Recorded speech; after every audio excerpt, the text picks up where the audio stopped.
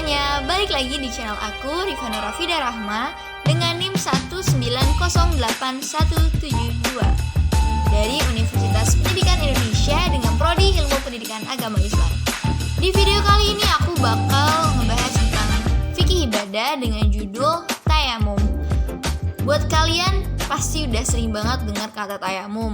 Nah, aku bakal ngebahas sedikit. Semoga bermanfaat bagi kalian. Tetap stay tune terus di sini, oke? Tayamum berasal dari bahasa Arab yang artinya menyengaja atau al-qasd. Kemudian tayamum juga diartikan sebagai suatu bentuk kewajiban bersuci dengan menggunakan debu sebagai ganti dari wudhu dan mandi besar. Nah, itu diperuntukkan untuk bagi orang yang tidak mendapatkan air.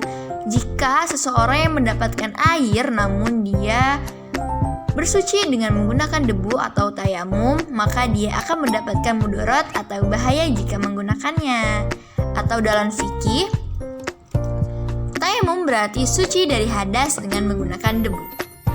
Selanjutnya adalah media tayamum. Menurut mazhab Syafi'i dan mazhab Hambali berpandangan bahwa tayamum hanya diperbolehkan menggunakan tanah berdebu, yaitu tanah murni yang ketika ditepuk ada debu yang menempel di telapak tangan. Nah, begitu pula diperbolehkan bertayamum menggunakan pakaian atau tembok.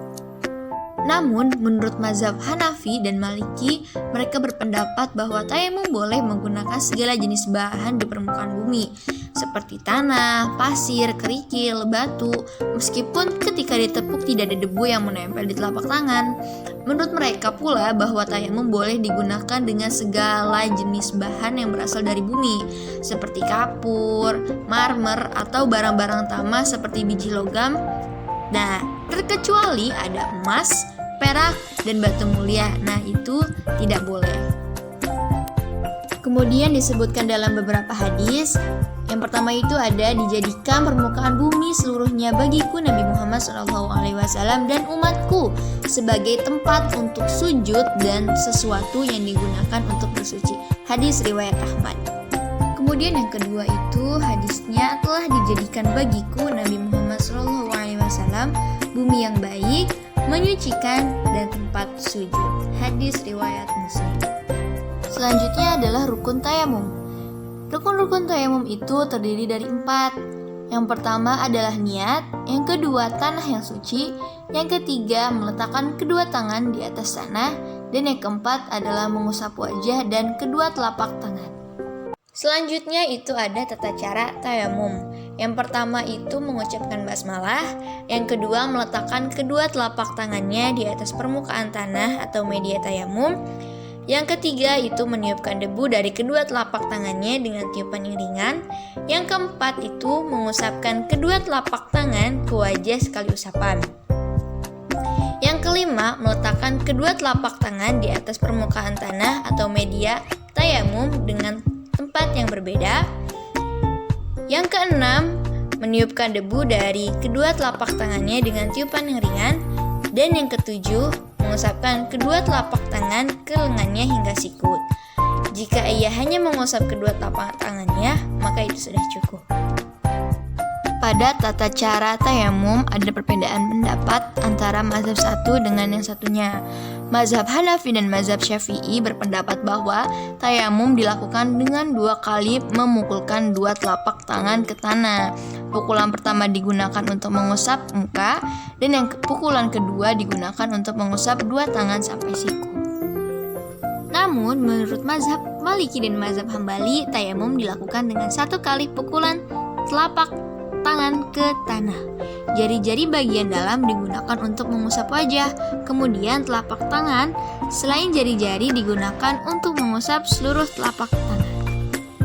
Kemudian ada dimensi ketentuan tayamum. Yang pertama itu waktu. Bahwasannya tayamum itu baru sah dilakukan apabila sudah masuk waktu sholat. Selanjutnya adalah jumlah pelaksanaan. Nah, menurut mazhab Hanafi berpendapat bahwa dengan sekali tayamum seseorang boleh melakukan ibadah berkali-kali tanpa ada batasan bilangan, baik itu wajib maupun sunnah selama ia belum menemukan air. Namun, menurut mazhab selain Hanafi berpendapat bahwa tayamum hanya boleh digunakan untuk sekali ibadah wajib. Untuk mengerjakan ibadah wajib lain, tayamum harus diulangi lagi. Yang terakhir ada syarat tayamum.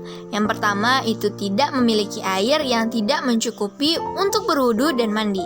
Yang kedua, ada air namun untuk mendapatkannya ia khawatir akan adanya bahaya terhadap jiwanya.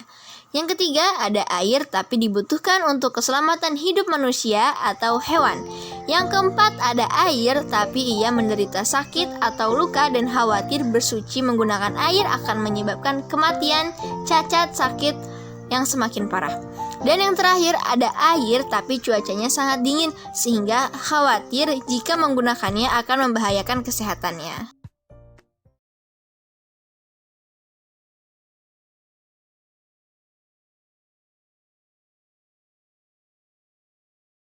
Mungkin cukup sekian yang bisa aku sampaikan kepada kalian semua. Kurang lebihnya mohon maaf. Wassalamualaikum warahmatullahi wabarakatuh.